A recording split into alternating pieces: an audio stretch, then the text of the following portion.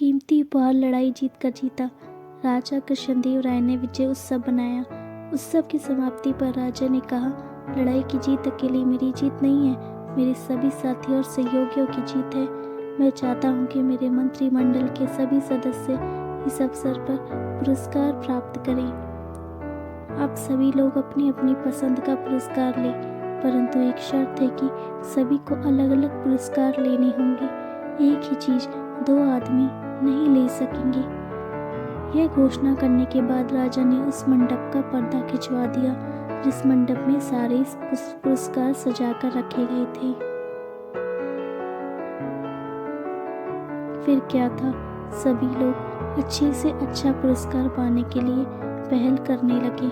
पुरस्कार सभी लोगों की गिनती के हिसाब से रखे गए थे।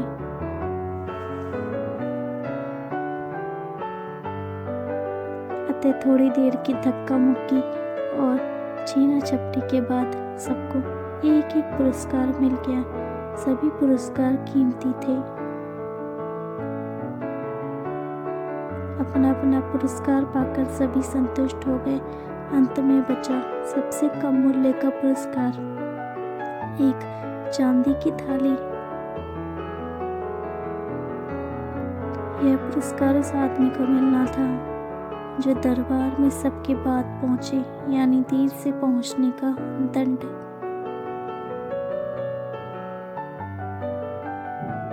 सब लोगों ने जब हिसाब लगाया तो पता चला कि श्रीमान तेनालीराम अभी तक नहीं पहुंचे हैं।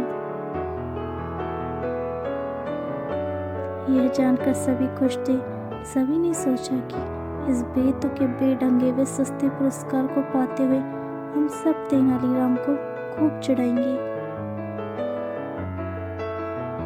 बड़ा मजा आएगा। तभी श्रीमान तेनालीराम आ गए। सारे लोग एक स्वर में चिल्ला पड़े, आइए तेनालीराम जी, एक अनोखा पुरस्कार आपका इंतजार कर रहा है। तेनालीराम ने सभी दरबारियों पर दृष्टि डाली। सभी के हाथों में अपने अपने पुरस्कार थे। किसी के गले में सोने की माला थी तो किसी के हाथ में सोने का भाला।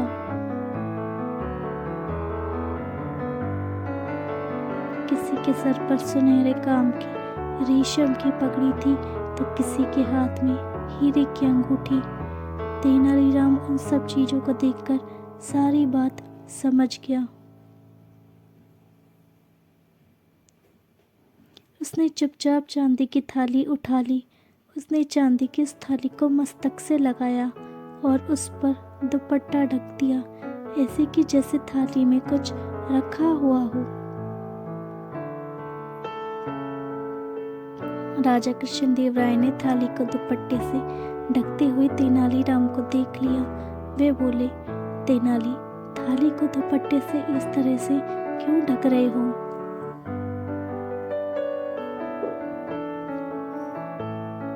क्या करूं महाराज, अब तक तो मुझे आपकी दरबार से हमेशा अशर्फियों से भरे थाल मिल रहे हैं।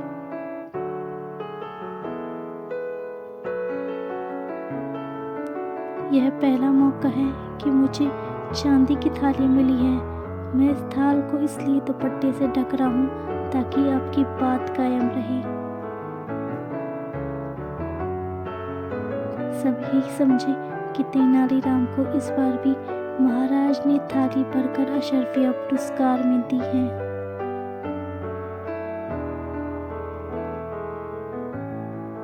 महाराज तेनालीराम की चतुराई भरी बातों से प्रसन्न हो गए। उन्होंने गले से अपना बहुमूल्य हार उतारा और कहा, तेनालीराम, तुम्हारी थाली आज भी खाली नहीं रहेगी। आज उसमें सबसे बहुमूल्य पुरस्कार होगा। थाली आगे बढ़ाओ तेनालीराम। तेनालीराम ने थाली राजा कृष्णदेव राय के आगे कर दी। राजा ने उसमें अपना बहुमूल्य हार डाल दिया। सभी लोग तेनालीराम की बुद्धि का लोहा मान गए। थोड़ी देर पहले जो दरबारी उसका मजाक उड़ा रहे थे, वो सब भीगी बिल्ली बने एक दूसरे का मुंह देख रहे थे, क्योंकि सबसे कीमती पुरस्कार इस बार भी तेनालीराम को ही मिला था।